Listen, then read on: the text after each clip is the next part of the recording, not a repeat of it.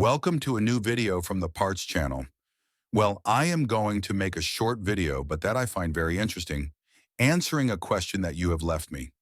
Let's see if when the oil water cooler is damaged, the oil to the expansion vessel, the coolant would also reach the oil. The answer is yes. In the expansion vessel, it is easier to find traces of oil, but in the oil, finding coolant fluid can be a little more complicated depending on how long this breakdown takes, depending on whether you know the level of oil that was there before the breakdown. Look, I'm telling you that the normal thing is that yes, in this one, for example, I had that problem. It's already solved. The oil and water cooler broke down. Look, now I clean the dipstick oil and I insert it again to see exactly the level it has. Here you will see that the oil level is more than 2 centimeters above the maximum. In addition, by touch, it is detected that in the oil, there is coolant liquid, as I say.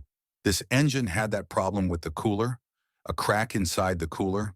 It was changed, the entire system was cleaned, and the problem was solved. Look now.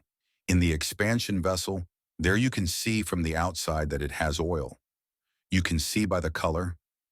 Look at how the plug is. There you see that it has the oil mixed with the coolant. Now I'm going to check that just like the plug it has oil, inside the expansion vessel you're going to see how it is. It is full of engine oil. As I say, if the oil water cooler breaks down, just as the oil reaches the expansion tank, because it mixes with the coolant also comes to mix with the oil, and it would also be detected on the oil dipstick. Well, here you have this short video. If it has been useful to you, then don't forget to give it a like and subscribe to the channel.